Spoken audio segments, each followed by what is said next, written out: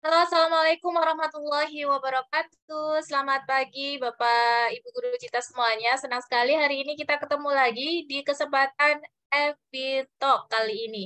Dan edisi 12 Februari 2023 ini, kita akan mengusung topik yang sekarang banyak diperbincangkan karena menyongsong penyempurnaan untuk implementasi kurikulum Merdeka. Topik kali ini adalah mewujudkan merdeka belajar dengan pembelajaran berdiferensiasi. Nah, seperti yang kita tahu nih, pembelajaran berdiferensiasi merupakan salah satu strategi yang dapat digunakan oleh Bapak Ibu guru semuanya ya untuk memenuhi kebutuhan setiap peserta didik. Nah, diferensiasi ini merupakan proses belajar mengajar di mana peserta didik mempelajari materi pelajaran yang berdasarkan kemampuannya, apa yang mereka sukai, dan bagaimana cara belajarnya. Jadi pada kesempatan kali ini kita akan sharing-sharing mengenai topik ini. Mungkin sudah ada yang pernah menerapkan dan atau ada pertanyaan setelah menerapkan. Jangan lupa nanti terus stay tune sampai 1 jam ke depan akan ada giveaway e-wallet dan juga pulsa sebesar 25.000 untuk penanya-penanya yang terkreatif dan juga akan ada sertifikat ya untuk yang hadir dan mengisi link evaluasi nantinya. Jadi semua yang ada yang hadir saat ini silakan komen, saya hadir. Oke, terima kasih. Dan narasumber kita pada pagi hari ini adalah Ibu Krisma Elan Paramudita SBD GR. Beliau adalah guru bahasa Inggris dari SMP 41 Atap Kerinci. Nah, kita tidak sabar untuk berbincang-bincang dengan beliau. Mari kita sambut bersama Ibu Krisma. Halo, Assalamualaikum. Halo, Waalaikumsalam Kak Ima. Selamat pagi. Selamat pagi, Bu. Apa kabar nih minggu ini? Alhamdulillah, sehat. Kak Ima gimana kabarnya hari ini? Alhamdulillah, saya juga nih. Kita sesama bahasa Inggris nih, Bu ya. Oh, Iya, saya juga guru bahasa Inggris nih. Masya Pasti Allah. banyak sekali tantangannya ya, karena kita mengajar bahasa asing. Nanti kita akan bahas. Pertama-tama, Bu Krista ini adalah dari SMP 41 Atap Kerinci ya. Ini kota satu atap. Kotanya yang mana ya, Bu ya? Satu atap. Kotanya Kabupaten Kerinci, satu atap itu artinya sekolahnya tuh gabung SD dan SMP-nya di satu Oh, lokasi begitu. gitu. Satu lokasi. Oke, Iya. oke. Nah, menarik nih, Bu. Sebelum kita membahas tentang topik kita pada pagi hari ini, yaitu pembelajaran berdiferensiasi untuk Merdeka Belajar, saya mau tanya-tanya dulu nih. Dulu, berarti Bukit Kisah ini asli dari Kerinci? Eh, saya campuran kayaknya Kak. Soalnya ayah saya itu orang Palembang, ibu saya asli Kerinci. Oke, berarti memang asli Sumatera ya, Kak ya? Iya, Nek. Iya, Sumatera. Maaf ya Kak, ini lagi. Permisi bentar ya Kak. Ya, oke. Nah, Bapak Ibu guru Udah. sudah ya. Oke, Bapak Ibu guru yang dari Kerinci silakan panggil teman-temannya nih ya. Ternyata kita ada putra daerah, putri daerah dari Kerinci. Nah, Ibu Krisma boleh diceritakan dulu awalnya bagaimana untuk memutuskan menjadi pendidik dan memilih memantapkan di bahasa Inggris nih lebih khusus. Bagaimana dulu awalnya, Bu? Oke. Jadi sharing flashback dulu nih ya Kak Ima ya. Dulu itu saya nggak pernah kepikiran jadi guru. Nah gitu. Saya tuh cita-citanya tuh beragam. Waktu hobi menggambar, saya pengen jadi arsitektur, pernah pengen jadi pelukis. Terus abis nonton ada apa dengan cinta dulu SMP kalau nggak salah kelas 2 SMP itu saya pernah cita-cita buat jadi seorang penulis puisi pujangga. Penulisnya. Saya kira mau jadi aktrisnya, mau jadi Dian Sastro. Iya, benar. Jadi saya tuh punya banyak saya benar-benar puisi itu. Nah, sampai kelas 3 SMA nih Kak Imam, kan kita waktu itu ada yang namanya PMDK ya kalau nggak salah waktu itu ya. PMDK, terus saya bingung pengennya kemana karena saya nggak belum pernah diarahkan benar-benar gitu. Orang tua saya tuh nggak benar-benar ngarahin kamu sebaiknya ngambil ini enggak, tapi lebih kayak maunya kamu kemana, dan saya juga belum tahu pengen saya kemana gitu waktu itu. Sampai akhirnya pas PMDK itu saya putuskan mau coba aja dulu. Saya coba untuk masuk ke keperawatan awalnya Kak Ina. Apply ke bentar ya Kak Ima. Iya. Gangguan. Oke. Jadi sampai kelas 3 SMA itu saya coba buat apply ke Universitas Sriwijaya, PMDK-nya itu ngambil jurusan keperawatan. Tapi ternyata saya nggak punya kemampuan sampai di sana, akhirnya nggak diterima. Begitu juga dengan SNMPTN, saya masih pengen coba untuk ke keperawatan, juga nggak terima. Akhirnya saya coba jalur mandiri nih, jalur mandiri, ngambilnya ke Universitas Negeri Padang. Cuman sekarang nggak keperawatan lagi, larinya sama orang tua, akhirnya ditetapin, coba deh kamu ngambil TIK gitu kan, jadi guru TIK waktu itu. Terus pilihan kedua kamu coba bahasa Inggris, nah yang ketiga bahasa Indonesia gitu kan, pas tes gitu. Dan nggak keterima juga Kak Ima, alhamdulillahnya gitu. Malah diarahkan waktu itu kan UNP kalau nggak salah di 2000 berapa ya, 2010 itu bekerja sama dengan Universitas Bung Hatta. Jadi kalau misalnya nggak lulus di UNP untuk mandiri, dialihkan ke UBH gitu kan. Cobalah tanya sama orang tua, bisa nggak Pak? Gitu kan, saya masuk ke swasta gitu kan. Ya. Tapi karena kondisi keuangan juga lagi nggak stabil, waktu itu Papa bilang, kamu kalau untuk swasta agak berat nih, Papa buat ngebiayain katanya. Kamu coba dulu tahun ini sekolahnya di dalam kota aja, di kota Sungai Penuh gitu ya. Ya udah, akhirnya saya berdamailah dengan orang tua dan berdamai dengan diri sendiri. Akhirnya saya masuk ke STKIP Muhammadiyah Sungai Penuh. Nah, di sana baru saya ambil bahasa Inggris. Walaupun belum mantap juga bahasa Inggris waktu itu, tapi karena nggak ada pilihannya gitu. Akhirnya masuk jurusan bahasa Inggris. Adanya sih bahasa Inggris dan matematika. Dulu jurusannya cuma 2 di STKIP baru. Karena saya nggak bisa matematika, gitu ya, pusing matematika, akhirnya ambillah bahasa Inggris. Nah, dari semester 1 sampai 6 itu belum mantep Kak Ima. Masih belum mantep juga lama ya. Iya. 1 sampai 6 itu saya cuman belajar aja, nggak ada pikiran pengen jadi guru, yang penting kuliah aja dulu gitu kan. Iya, benar. Sampai di semester 7 itu ada salah satu kakak tingkat saya, senior saya yang berjasa juga tuh, yang sangat berjasa sama saya. Dia ngajakin tuh, panggilan saya kan Dita gitu tuh di sekolah, Tak, mau nggak ini coba ngajar ini loh, ngajar anak-anak young learners katanya gitu, bahasa Inggris. Kamu kan punya kemampuan tuh katanya. Iya. Ya, karena pengen nambah-nambah ini jajan gitu kan Kak Imam. Akhirnya saya iyain gitu, saya tuh orangnya dulu tuh susah berkomunikasi gitu Kak Ima, agak susah buat ngobrol panjang gitu ya, terus juga introvert dan nggak pedean. Nah tapi waktu saya masuk ke ngajarin anak-anak young learners ini, di sana saya tahu bahwa passion saya tuh memang mengajar gitu, karena kita kan pasti punya apa istilahnya tuh, kebahagiaan ya, kepuasan kalau kita dengar anak-anak yang masih umur 4 tahun, 5 tahun, 6 tahun bisa ngomong bahasa Inggris itu kan bahagianya luar biasa gitu.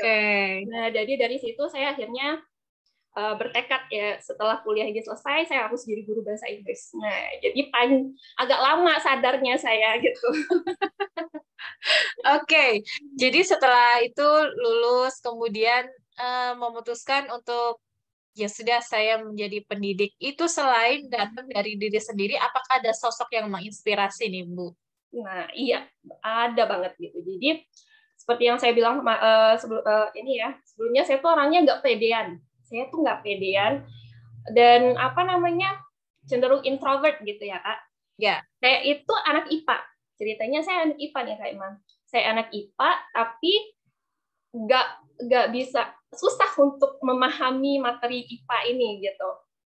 Jadi di kelas 1, kelas 2, kelas 3 saya tuh paling males belajar fisika. Nah, paling males banget belajar fisika. Tapi di kelas 3, awal kelas 3 SMA itu saya ketemu guru yang orangnya itu ngasih challenge. Dia ngasih challenge nih di hari pertama sekolah tuh, langsung ngasih challenge. Coba deh kamu cari ini rumus, dari mana asalnya gitu kan. Dari mana sih asalnya ini rumusnya nih. Saya kan udah tahu saya nggak punya kemampuan gitu. Saya nggak bisa hitung-hitungan, agak susah sih sebenarnya. Akhirnya karena saya duduk di bangku paling depan Kak Ima di sebelah kanan, saya duluan yang ditunjuk, gitu kan? Saya duluan ditunjuk, terus saya gemeteran ke depan aja udah dulu. Nggak bisa, karena saya nggak tahu gimana dapat rumus itu. Besoknya dikasih challenge lagi. Setelah pelajaran itu dikasih challenge sama ibu ini. Minggu depan kamu harus bisa ya, satu kelasnya harus bisa. Kalau nggak ada yang bisa, ntar dihukum, katanya gitu kan. Nah, karena saya suka tantangan gitu, ini saya belajar di rumah, benar-benar belajar Kak Ima.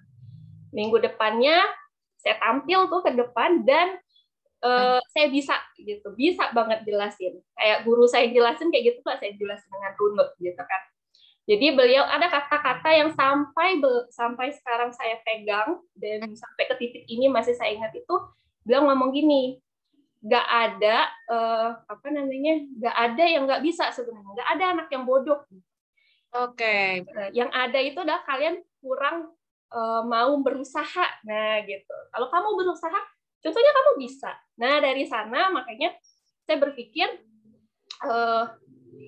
saya ingin menjadi guru seperti beliau gitu. Sampai sekarang. Gimana tuh maksudnya? Beliau yang bisa memberikan kepercayaan diri gitu kan. Tapi sama saya yang memang nggak punya percaya dirinya rendah dulu. Sampai sekarang saya berani saya percaya sama diri saya kalau saya bisa ngadepin tantangan. Nah, jadi sekarang tuh saya pengen jadi guru yang seperti beliau. Nah, gitu. Oke, alhamdulillah. Berarti dari guru sendiri ya, dari sosok guru waktu itu guru SMA ya, guru SMA. Namanya Bu Sustri Farida. Mana tahu beliau nonton. Sehat-sehat ya Bu. Iya, sehat-sehat ya Bu. Ini muridnya yang terinspirasi dari Ibu sekarang jadi guru hebat juga. Beliau tuh selalu tuh Kak Ima selalu kasih semangat sama saya kalau saya punya status apa gitu, beliau selalu ya kasih doa-doa dukungan sampai sekarang. Jadi nggak bisa. Alhamdulillah, jadi masih kontak ya. Iya Mas. Mudah-mudahan nonton ya. Oke, baik, itu adalah support dari luar, maksudnya inspirasi dari luar. Bagaimana dengan support keluarga pada saat itu? Kita tahu guru itu memang profesi yang mulia, tapi pasti secara kesejahteraan akan menapak lambat dan lambat perlu kekuatan yang besar dari support system atau dari keluarga. Bagaimana support keluarga pada waktu itu? Kalau keluarga saya karena mayoritas guru ya, dan jadi sudah paham ya. Dan di Kerinci itu cewek udah pasti bagus kalau jadi guru lah gitu. Oh, sudah stereotipnya seperti itu ya. Kalau cewek guru aja gitu ya yang lebih bagus. Karena kan banyak liburnya, jadi mudah buat ini kan, buat keluarga, waktu buat keluarga juga banyak gitu daripada kantoran. Begitu, betul. Jadi mama sama papa dan keluarga besar tuh sangat mendukung sekali saya jadi pendidik gitu. Berarti termasuk lingkungan juga mendukung ya? Iya Kak Ima. Ya, oke. Dan perbedaan antara mungkin perbedaannya bagaimana pendidikan di sana nih, animonya di daerah sana untuk bahasa Inggris, apakah pada saat itu ya, apakah bahasa Inggris itu merupakan mata pelajaran yang challenging atau sama seperti subjek yang lain, atau justru ada di beberapa daerah masih diremehkan karena merasa tidak butuh. Mungkin beda dengan kota-kota besar yang sudah bahasa Inggris yang sudah merupakan kebutuhan nih. Bagaimana challenge-nya mengajarkan bahasa Inggris di Sumatera nih, Bu? Oke. Karena saya ngajarnya itu di pelosok ya Kak ya, bisa dibilang pelosok juga sih. Di daerah Kayuaro sana di dusun. Nah, yang notabene latar belakang keluarganya itu adalah ke ladang gitu Kak. Jadi jadi bahasa Inggris itu seperti nggak terlalu dianggap penting gitu, karena pikiran anak-anak itu lah ngapain belajar bahasa Inggris gitu toh nanti nggak kepake juga, saya bakal ke ladang juga gitu. Bener-bener challenging sekali Kak Ima, gimana caranya bikin anak-anak itu menyukai, itu luar biasa itu effortnya gitu. Iya benar. Bahkan kadang berbahasa Indonesia enggak seluruhnya ya, tapi sebagian dari anak-anak itu juga agak kesulitan. Nah, jadi kami itu kayak dia bukan tempat saya ya, bukan sekolah inklusi, tapi ada beberapa anak juga yang masuk ke sana belum bisa baca. Nah, ini kan challenge tersendiri buat kita guru. Iya, benar ya. Bahasa Indonesia aja susah bacanya, apalagi bahasa Inggris yang beda ya, cara tulisannya. Jadi saya tuh dituntut guru-guru di sana sih ya, guru-guru di sana khususnya kami yang ngajar bahasa Inggris itu dituntut kreatif, gimana caranya supaya anaknya bisa mau aja gabung gitu belajar bahasa Inggris. Oke, bagus. Jadi pasti ada beberapa metode. Sampai sekarang masih mengajar di situ, Bu? Masih di Masih. pedalaman situ? Awalnya saya minta pindah ke kota, cuman semakin dijalani saya semakin cinta di sana gitu. Soalnya basicnya suka challenge ya, Bu ya? Iya, saya dari awal basicnya tadi suka challenge, jadi terinspirasinya oleh guru tadi kakak challenge. Iya. Oke, menarik. Ikut Oke, saya sapa dulu ya. Ikut ini pun sebenarnya challenging buat saya. Challenging ya.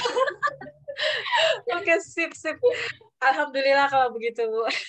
Halo semuanya, saya menyapa dulu yang sudah hadir yang sudah tulis di kolom komentar ya, yang sudah absen. Halo Fitria, Ulfa, Indriana Sidoarjo, Afifah Rahmi, Muhammad Maskur Pasuruan, Rita Yuliza. Wah ini kakak saya nih, Kak Ima. Kalau nggak gara-gara Kak Yuliza, saya nggak tahu ibu kita ini. Iya nih, Bu Rita juga menambahi komen nih, selain bilang siap menyimak, beliau menambahi Bu Krispa ini adalah guru muda yang sangat menginspirasi. Waduh, saya semakin penasaran ini. Kak Rita ini malah inspirator saya, Kak. Kadang kita tuh saya sering kepoin ya. Begitu ya? Iya, saya sering kepoin. Harus saling, benar-benar. Sering kepo, terus saya sering kayak apa, coba deh ATM-in ini strategi dia ngajar gimana ya, bisa nggak ya di kelas bahasa Inggris, walaupun kita beda ini kan, beda subjek. Gitu. Iya. Ini sebenarnya satu sekolah apa beda sekolah? Atau sesama guru penggerak ya? Enggak, saya belum guru penggerak Kak Ima. Oh, ini GR ini berarti PPG ya? Iya, baru. Oh ya, GR. Jadi Kak Rita ini tuh saya ketemunya di media sosial juga, karena beliau ini orangnya aktif gitu ya. Aktif. Jadi kayaknya udah ya, saya bilang sih seperti saudara sendiri ya. Jadi belum ketemu secara tatap muka belum sih, cuman di dunia maya aja, tapi udah saling support, luar biasa Kak Rita ini. Sehat-sehat ya Kak. Oke, sehat-sehat ya Kak. Apa jadi ikut Kak? Rita.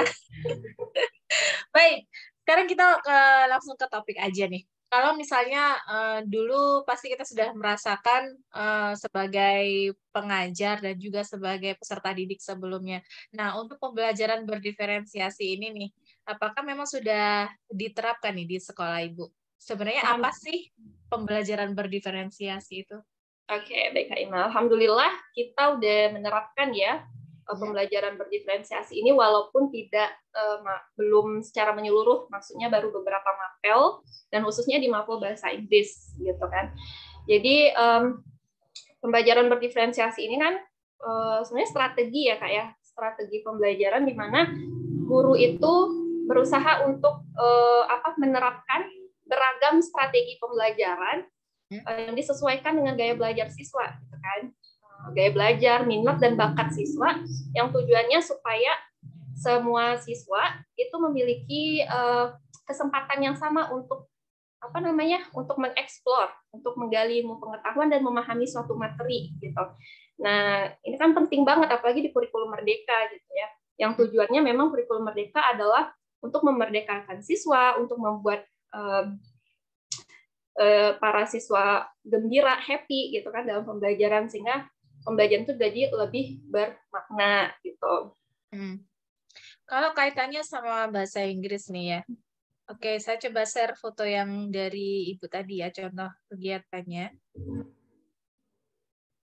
Kalau dari bahasa Inggris sendiri, sedangkan bagaimana nih Bu? Sedangkan komponen bahasa Inggris sendiri juga banyak ya. Nah, ini sesuai foto ini berarti kegiatannya sedang apa ini, Bu? Oke, jadi ini Kak Ima, ini pelajarannya, materinya tuh there is and there are gitu ya dalam bahasa Inggris itu. Ini sebenarnya mereka lagi latihan asesmen formatif gitu. Nah, sebelum kita melakukan pembelajaran mengimplementasikan pembelajaran berdiferensiasi, tentunya kita harus tahu dulu nih kan profil belajar siswa-siswi kita itu seperti apa gitu. Gaya belajarnya gimana, minat bakat mereka gimana, terus juga level pemahaman dan kesiapan anak didik kita untuk mempelajari suatu materi itu udah sejauh mana gitu. Nah, jadi di awal kita harus lakukan yang namanya asesmen diagnostik dulu. Nah, jadi Kak Ima, ini yang di foto yang paling atas, ini adalah anak-anak dengan gaya belajar visual. Auditori. Ini auditori nih, anak-anak auditori, dan level pemahaman mereka juga jauh lebih tinggi di antara teman-teman yang lain gitu. Jadi yang di tengah ini adalah anak-anak yang visual. Nah, kalau Kak Ima lihat itu mereka sedang menggambar, Kak Ima. Menggambar tentang menggambar tentang pemahaman mereka terkait there is dan there are. Maksudnya saya berikan semacam kalimat, nah mereka membuat gambar sesuai kalimat itu. Nah, yang di bawah ini yang challenging nih, anak-anak kinestetik. Nah, kalau kinestetik tuh kita perlu perlu kreatif banget nih buat memberikan memfasilitasinya. Jadi mereka ini saya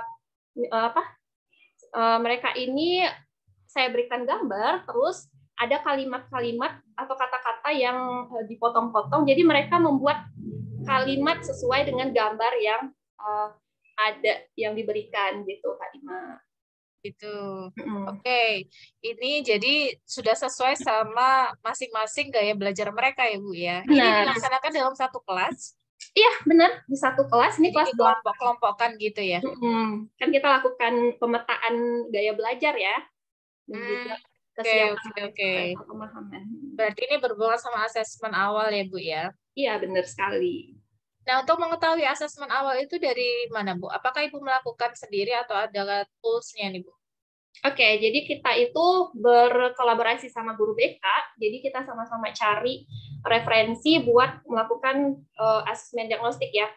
Nah, salah satunya itu saya dapat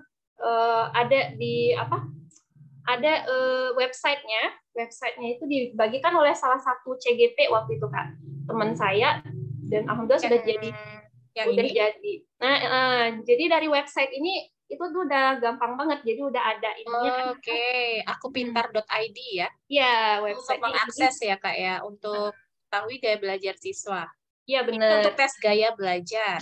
Nah, ini ada gaya belajar, terus ada juga multiple intelligence juga ada di sana. Terus apa lagi ya? Ini yang tes kemampuan ya. Nah, ini gampang tes kemampuan, terus ada tes kepribadian. Ya. Oh, dari 3 ini berarti itu yang kita perlukan itu untuk memutuskan pembelajaran berdiferensiasi itu dari tes gaya belajar, tes kemampuan, sama tes kepribadian, begitu Bu? Iya, kita bisa ambil semuanya, tapi saya kemarin itu cuma ngambil dari tes gaya belajarnya aja, Kak. Tes gaya belajar serta ada lagi minat dan bakat. Nah, itu. Kalau minat dan bakat itu kebetulan guru BK kita yang bikin angketnya gitu. Oh, gitu. Jadi dibikin seperti kuesioner terus anak untuk mengisi begitu ya, Bu? Iya, benar Kak Ima. Oke, baik. Jadi ini adalah tools untuk mengetahui atau yang digunakan untuk asesmen awal. Baik. Oke, teman-teman kalau ingin bertanya silakan ya tulis di kolom komentar. Boleh sambil sekalian berinteraksi dengan Ibu Krispa juga. Kalau ingin ada yang ditanyakan boleh. Nah, setelah kita mengetahui alat-alat untuk menggunakan untuk asesmen awal, sebenarnya prinsip-prinsip pembelajaran berdiferensiasi itu apa saja sih, Bu?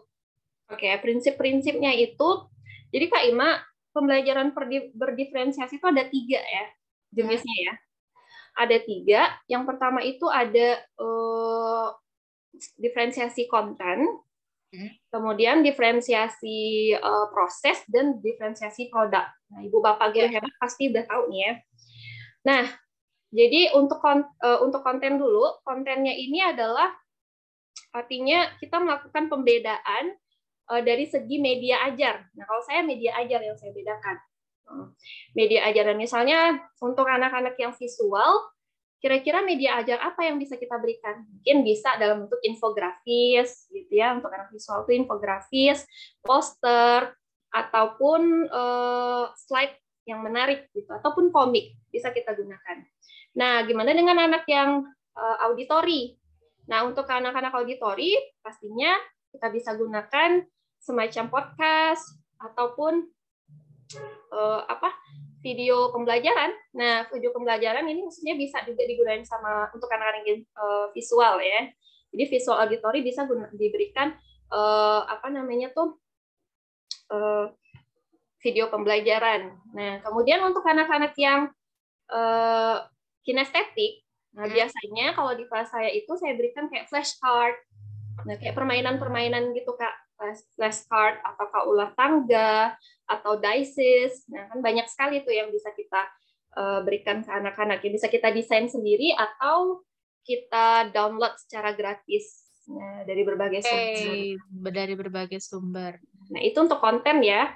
Kemudian kalau untuk Kemudian, proses, yang proses itu berarti proses mereka menggali informasinya atau proses mereka memahami pembelajaran itu gimana.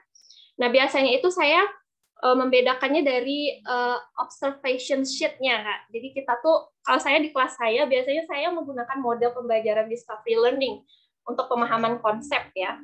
Jadi saya berikanlah observation sheet yang berbeda-beda, baik untuk anak yang kinestetik, untuk anak yang visual dan auditori. Nah, kalau anak-anak yang kinestetik, biasanya anak-anak yang visual dulu, saya minta mereka untuk melakukan contohnya true or false, gitu kan, true or false statement.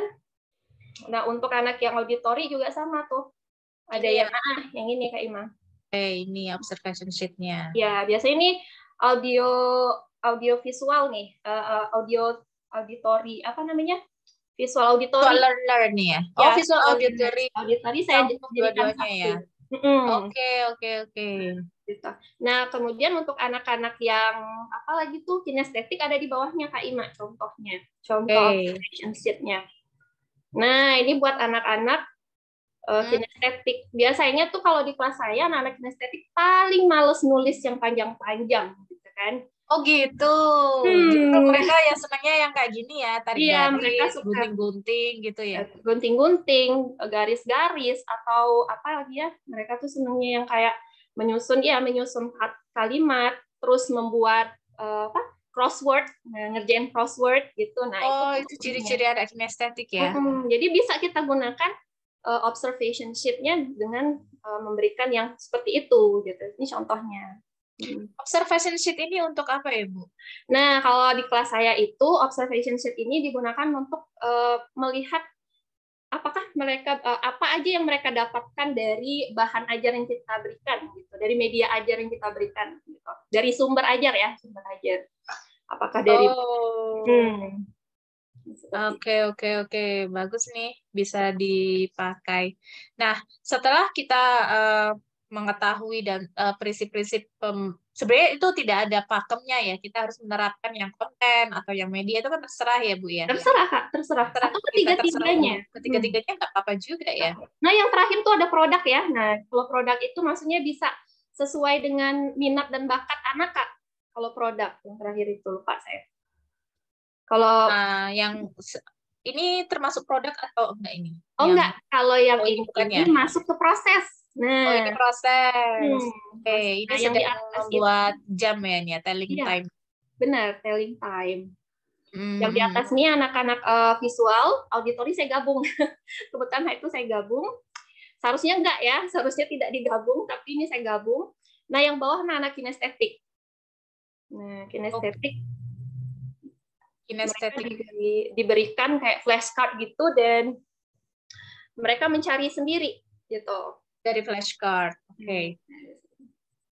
Nah, kalau begitu setelah menerapkan ini, outcome-nya nanti bagaimana, Bu? Apakah ada strategi tertentu untuk menerapkan pembelajaran berdiferensiasi ini? Kalau strateginya, kalau saya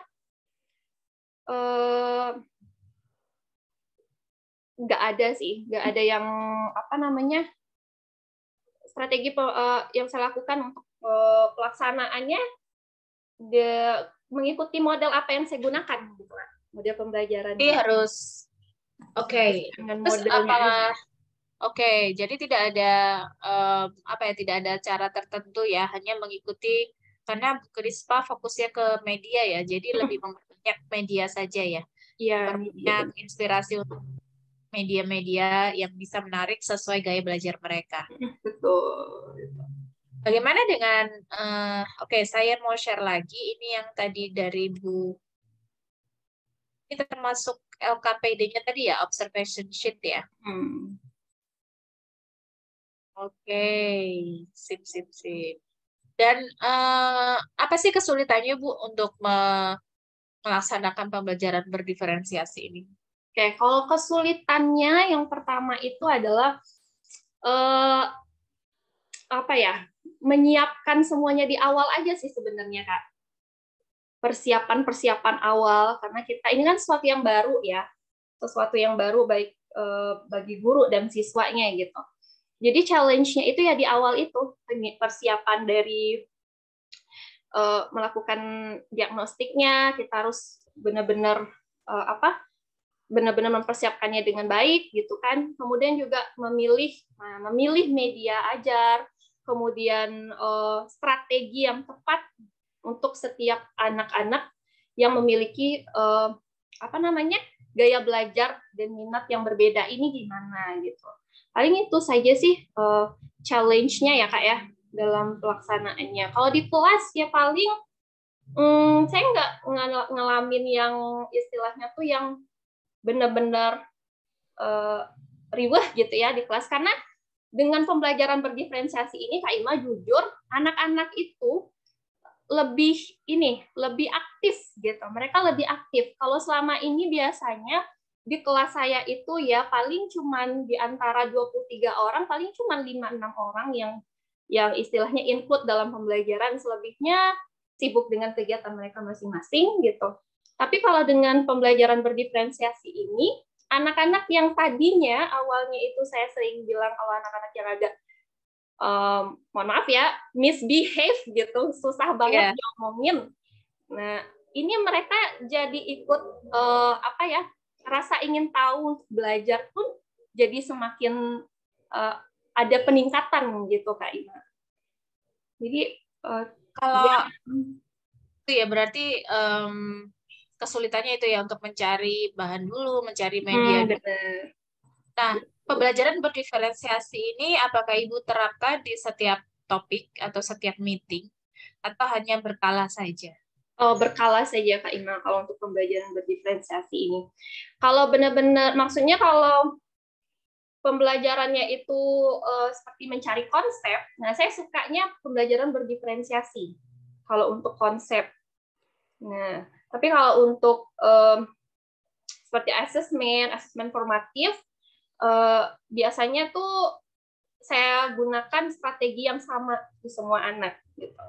Apakah hari itu kita main games gitu kan, ataukah kita memang formatifnya dengan menggunakan quizzes, jadi tidak ada perbedaan. Maksudnya tidak ada diferensiasi pembelajaran yang benar di satu meeting itu. Tapi kalau untuk pemahaman konsep, saya biasanya terapkan yang namanya pembelajaran berdiferensiasi. Oke. Nah, apakah ada perbedaan, Bu, pada outcome-nya? Perbedaan hasil ketika Ibu menerapkan pembelajaran berdiferensiasi dan tidak? Apakah memang hasilnya lebih tinggi ketika Ibu memberikan yang diferensiasi atau yang dulu ketika menggunakan cara yang konvensional? Oke, pastinya ada ya Kak ya. Pastinya ada, khususnya kalau dulu itu yang kalau dari outcome-nya sendiri paling nggak cuman yang lewat KKM ya. Kalau dulu kan masih KKM gitu. Ya, yang lewat KKM tuh paling ya itu tadi anak-anak yang 5-6 orang ini aja gitu. Selebihnya istilahnya tuh nilai kasihan aja gitu kan. Tapi kalau dengan pembelajaran berdiferensiasi ini karena mereka aktif dan juga mereka dituntut untuk dapat berkolaborasi di dalam kelompok. Kalau biasanya saya menerapkannya secara berkelompok gitu ya. Alhamdulillah ada peningkatan nilai dari teman-teman yang lain gitu. Outcome-nya lumayan ini bagus gitu. Lebih merata berarti ya. Benar Kak Ima. Nah, itu outcome untuk siswa. Bagaimana untuk guru nih? Nah, Apa Ibu merasakan kepuasan tersendiri atau bagaimana? Apakah ada hasil positif dari melakukan pembelajaran berdiferensiasi ini? Oke, pastinya ada. Ada banget Kak Ima. Kalau dulu saya tuh setiap habis mengajar itu kayak rasanya energi tuh habis aja gitu kan. Karena hanya sedikit yang beri umpan balik lah istilahnya kan di dalam. Tapi kalau dengan pembelajaran berdiferensiasi, itu senangnya karena semua anak terlibat. Nah, semua anak terlibat. Walaupun masih ada sih beberapa anak yang mungkin harus kita dorong lagi, kita beri motivasi lebih.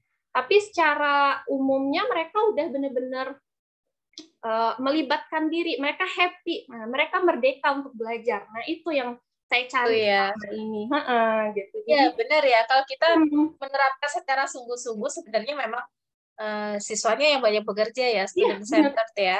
Jadi kita kehabisan tenaga juga, terus mereka akhirnya karena menemukan sendiri dan bekerja sendiri, jadi mereka mendapatkan sesuatu tidak hanya dari ceramah kita saja, tapi mereka melakukan sendiri ya Bu ya. Palingan kita, kalau saya boleh bilang, saya nggak mengajar kelas lagi Kak Ima, nggak mengajar satu kelas, tapi saya mengajar kelompok-kelompok kecil gitu. Jadi lebih mantap buat mereka untuk paham nih, pemahaman mereka lebih dalam gitu. Baik. Wah, menarik nih.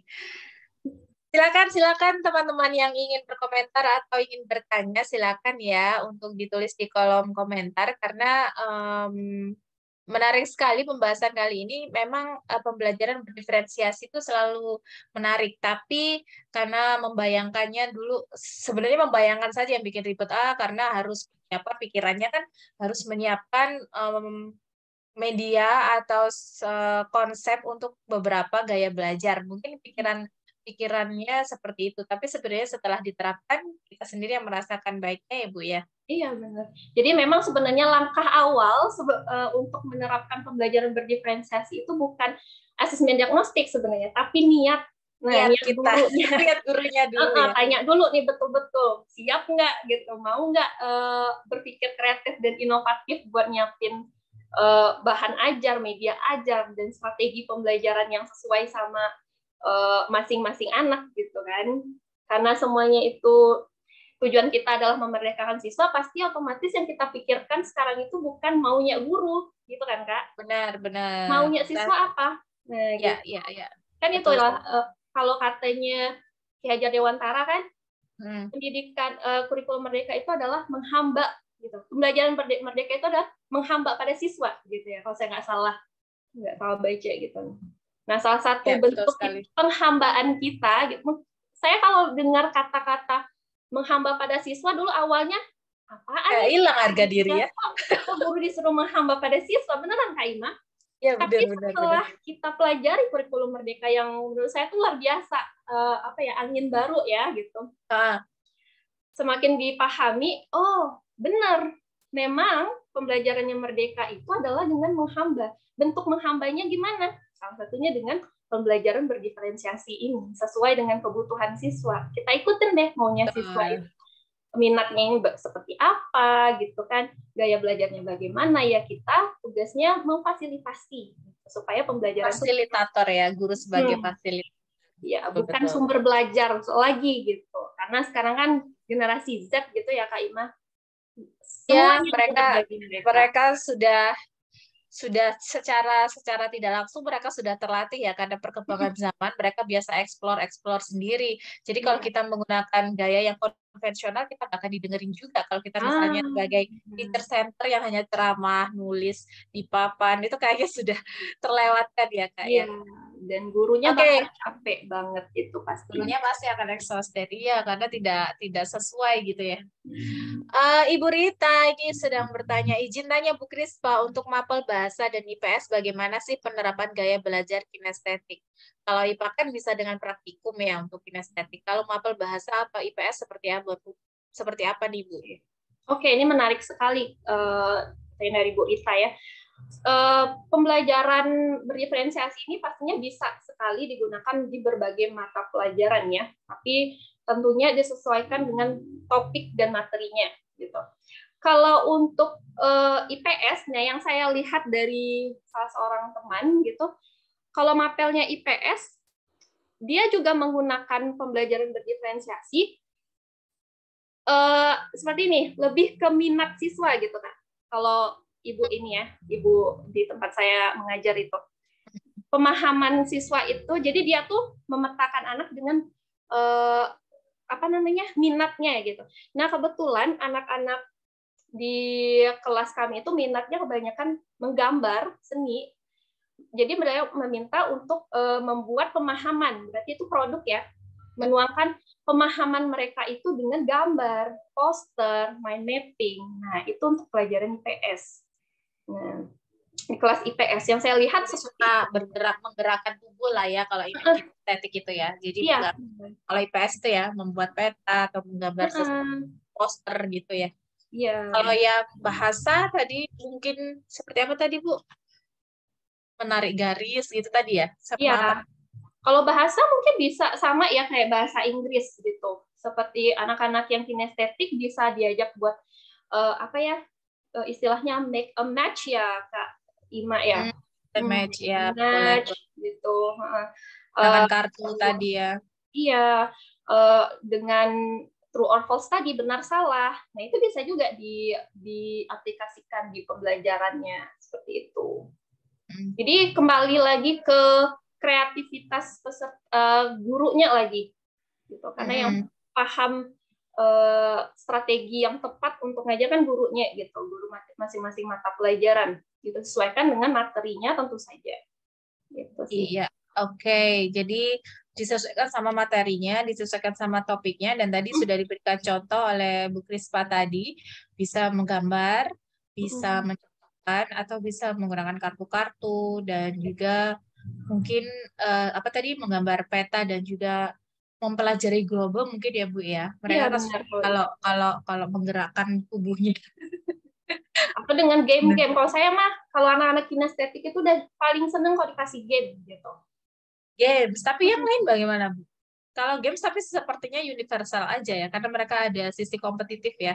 Ya. Jadi audio visual sepertinya juga ikut terlibat ya Bu. Tapi yang paling suka pasti anak kinestetik. Iya, benar. Karena kalau di kelas saya itu memang ada juga sih anak-anak yang kalau dikasih game, ya game lagi, Miss, gitu. Yang lain, Ada yang capek ya. Gitu. Tapi kalau anak-anak kinestetik tuh benar-benar, ya nggak apa-apa, Miss, game aja terus. Gitu. Oke. Baik, pertanyaan kedua ini datang dari Ibu Erna Elvata. Izin bertanya Kak, bagaimana cara mengetahui anak-anak itu termasuk yang audio, visual, ataupun kinestetik? Oke, tadi sudah disinggung ya untuk website-websitenya tadi apa? Mungkin saya share lagi ya. Mungkin bisa ditambahkan penjelasan dari Bu Krispa. Oke, terima kasih Bu Erna. Bagaimana cara mengetahui anak-anak termasuk audio, visual, ataupun kinestetik? Nah, itu tadi sama seperti dokter ya. Kita tuh harus kalau dokter kan sebelum ngasih treatment, mereka harus lakukan diagnosis ya, diagnosis awal. Nah, dilakukanlah tes-tes atau asesmen-asesmen ini untuk mengetahui pasiennya nih sakit apa. Nah, begitu pula dengan guru. Ada berbagai tes yang bisa kita gunakan yang sekarang tuh banyak sekali beredar di websitenya ya, atau source-nya itu di internet. Nah, salah satunya adalah ini, akupintar.id. Nah, itu tinggal klik aja di sana, itu udah langsung nemu tuh. Kalau untuk gaya belajar ada tesnya. Nah, untuk apalagi tadi bakat ya, bakat juga ada tesnya. Nah, jadi tinggal Ibu klik aja di sana. Udah ada di situ. Dan kalau saya lihat dari tes-tesnya itu, kalau pertanyaannya itu mengarah, banyaknya jawaban dari siswa itu mengarah kepada hal-hal yang berbau penglihatan, seperti lebih suka membaca dan lain sebagainya.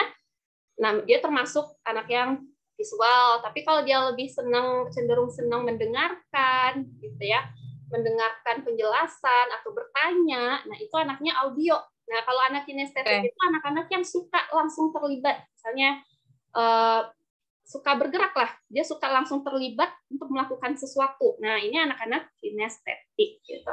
Kemudian, nah ini adalah pemetaan, contoh pemetaan yang sudah saya buat bersama guru Harus BK. melibatkan guru BK, Bu? Iya, kalau kami iya, karena yang lebih paham tentang psikologi itu kan guru BK. Guru BK nanti juga ngasih angket juga ya, selain Ibu sendiri yang menggunakan tools tadi, guru BK juga menggunakan angket untuk mengetahui minat dan bakat siswa ya, Bu? Benar sekali Kak Ima. Jadi kita lebih mantep lagi gitu, memang lebih pemetaannya lebih mantap dengan kalau kita berkolaborasi dengan guru BK, karena mereka memang jalurnya kan ke sana. Oke. Dan persiapannya untuk merampungan kan kita untuk memulai semester itu kan kita sudah harus siap dengan alat perang kita. Nah, penggunaan atau persiapan asesmen awal ini kapan, Bu? Berarti sebelum semester ya? Iya benar. Kalau kami waktu itu di awal semester baru langsung kita terapkan ini, kita lakukan diagnostik, asesmen diagnostik ini di awal pembelajaran. Itu berapa lama prosesnya untuk pengumpulan dan juga pemetaan seperti itu? Kalau kami karena lumayan gercep ya, guru BK-nya juga, itu sekitar seminggu udah. Oh, seminggu sudah.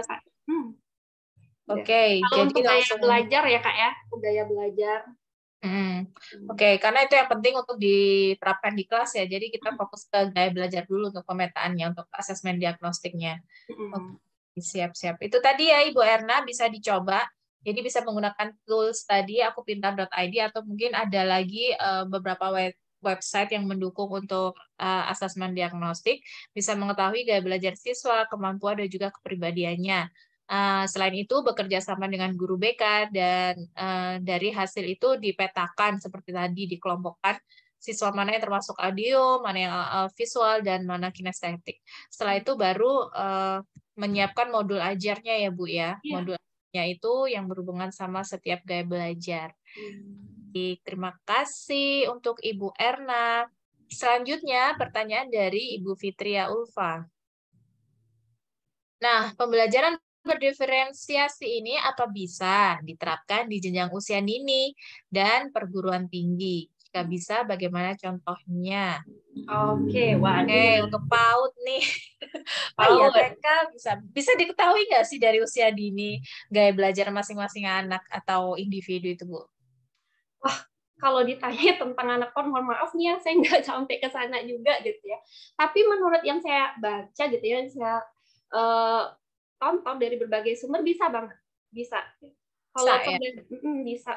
Kalau untuk pembelajaran berdiferensiasi itu misalnya anak-anak PAUD, ada anak-anak yang mungkin bukan dari gaya belajar. Gaya belajar bisa juga sih, tapi lebih kayak ada anak yang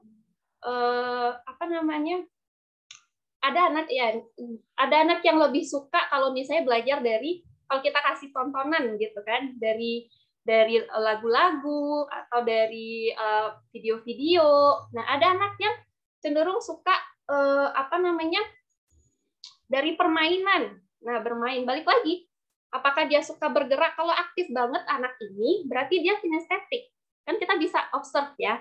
Kita bisa observe sebagai guru, ini anaknya kinestetik nih kalau dia suka meloncat ke sana kemari gitu. Berarti bisa juga ya pembelajarannya diterapkan di PAUD ya? Benar, Kak Ima. Sangat bisa sekali. Nah, untuk bagaimana strategi pembelajarannya, saya rasa ibu-ibu, Bu Fitria Ulfa bisa baca-baca lagi gitu dari berbagai jurnal tentang pembelajaran, strategi pembelajaran untuk anak usia dini disesuaikan dengan gaya belajarnya.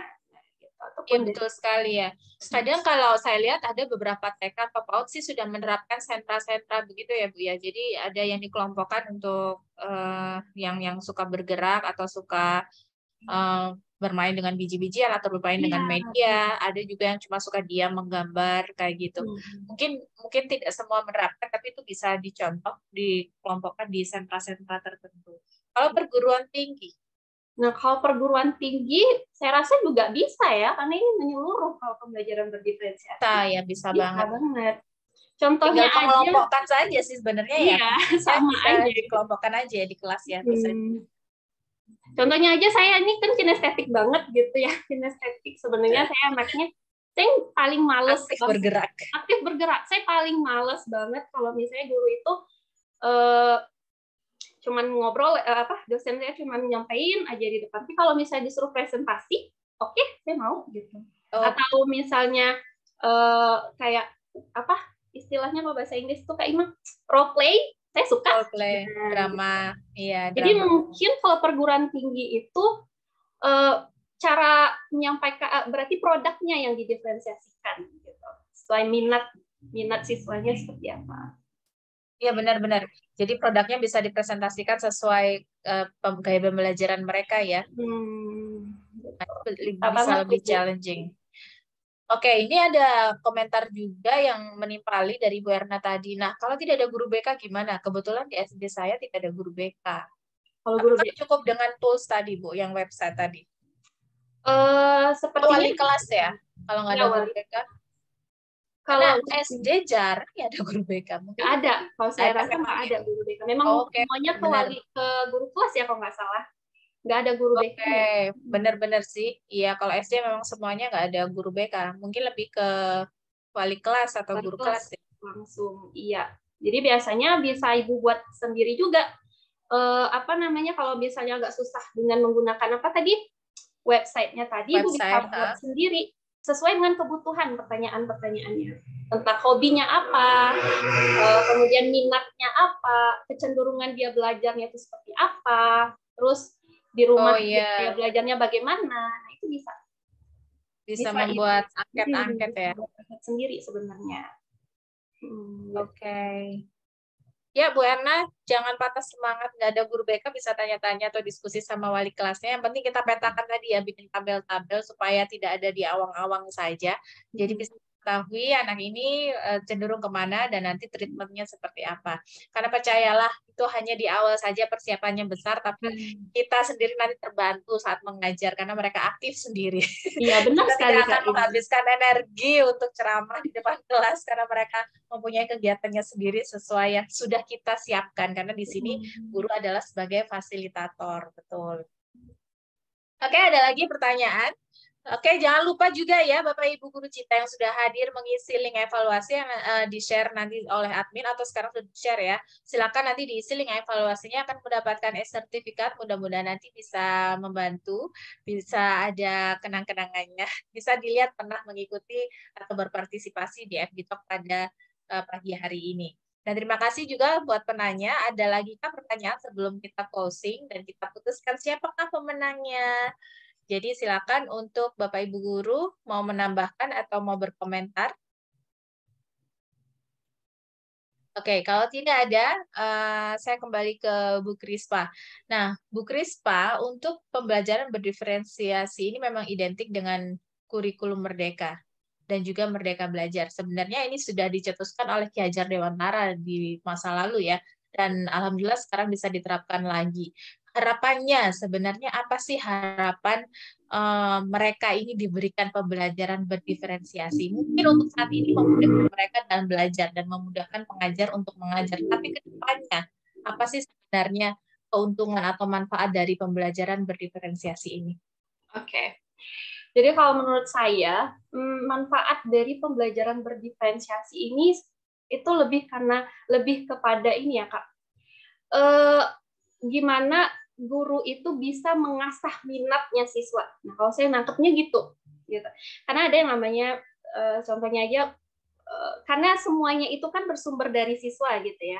Dari mulai kita harus tahu dulu gaya belajar apa gitu, minat mereka apa, bakat mereka apa. Nah, kalau dengan implementasi pembelajaran berdiferensiasi ini, otomatis kita akan memfasilitasi peserta didik itu untuk Tahu mengasah minatnya. dirinya gitu, tahu dia maunya ke depannya itu saya punya bakat, contohnya saya punya bakat anak yang bakatnya melukis. Kalau kita fasilitasi terus dalam pembelajaran, lagi dengan pembelajaran berdiferensiasi ini, misalnya dengan menuangkan pemahaman mereka gitu ya tentang materi yang mereka pelajari dengan membuat lukisan atau membuat membuat semacam poster dan sebagainya, ataupun misalnya anak-anak yang suka berbicara. Nah, anak-anak yang audio, kalau kita asah mereka dengan pembelajaran diferensiasi, misalnya kita suruh mereka untuk menyampaikan pemahaman dengan cara presentasi, otomatis nanti ke depannya kan mereka udah terasah, jadi nggak sulit lagi bagi mereka untuk menghadapi dunia kerja lah istilahnya. Kerjaan ya. Dalam menentukan karir mereka sudah tahu lah ya. Iya, jadi jangan sedikit sama banyak kayak mereka saya. tahu. Iya, nggak kayak saya kemarin itu Kak Ima, pusing. Guru, perawat, atau mau jadi apa? Apa mau jadi penyair, bener-bener jadi penyair gitu kan? Nah, itu bagus. Jadi nggak ikut arus ya, karena sudah tahu dan sudah mengenal dirinya sendiri ya. Nah, gitu. Dan juga pastinya tingkat kepercayaan diri anak tuh tinggi. Jadi lebih meningkat. Karena sudah pernah ditempa di sekolah-sekolah, oh ya aku pede karena aku sudah pernah melakukan ini, jadi kalau saya mengambil bidang yang ini, saya tidak akan gagal karena sudah ada Dasarnya. pernah di sekolah. Ya, pertanyaan tambahan lagi nih dari Ibu Erna, kalau misal ada anak inklusif, bagaimana pembelajarannya? Itu masuk kategori mana? Apakah anak inklusif bisa juga nih Bu dikategorikan dalam 3 kategori ini?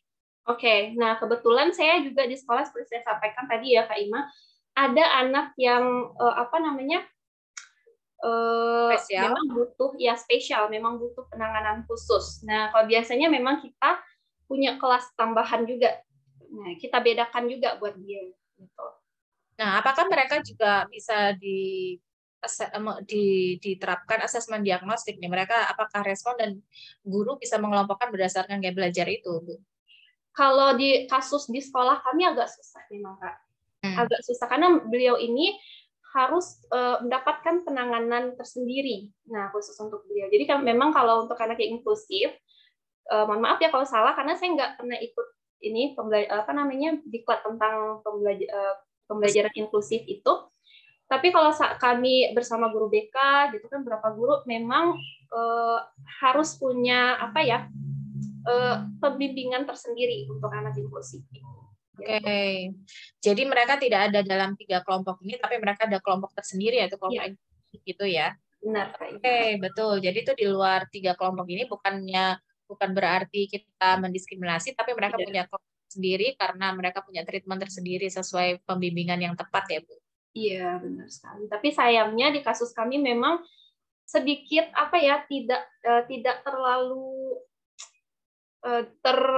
terfasilitasi anak ini karena kami memang tidak punya pembimbing yang kompeten di bidangnya gitu. Jadi kasihannya di sana aja sih sebenarnya. Jadi tidak terlalu apa istilahnya dimotivasi lah anak ini itu aja sih. Tapi sebisa mungkin kami selalu memberikan yang terbaik lah, membimbing dengan yang terbaik lah untuk anak-anak yang berkebutuhan khusus ini di sekolah kami.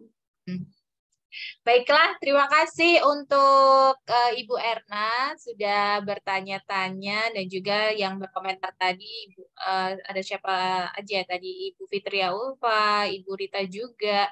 Terima kasih sudah berpartisipasi, bertanya dan juga mengomentari. Terima kasih juga yang sudah hadir dan juga mengisi link evaluasi, juga telah menulis di kolom komentar. Nah, Ibu Krispa, siapakah pemenangnya? Langsung saja nih. Aduh, ini sulit, Kak. Ya kira-kira pertanyaannya kreatif, unik, dan belum dibahas sih. Memunculkan pembahasan baru lah. Oke. Saya milihnya gini aja ya, yang membuat saya challenging buat menjawab. Karena saya suka challenge gitu. Yang membuat saya berpikir keras, gimana ya. Oke. Dan jadi bahan bacaan saya lagi setelah ini, Kak Ima. Mungkin yang pertama yang saya suka itu pertanyaan dari Ibu Erna Elfata mungkin. Karena dia selamat Ibu Erna Elfata tentang anak inklusif ini. Nah, saya jadi kepikiran sama anak saya yang satu itu ya. Ya, benar. Selamat Bu Erna dan terima kasih sudah mengingatkan saya ya. Oke, pemenang keduanya? Aduh, keduanya nggak. Bu Erna udah. Yang kedua yang membuat saya berpikir keras juga ini adalah Ibu Fitria Ulfa.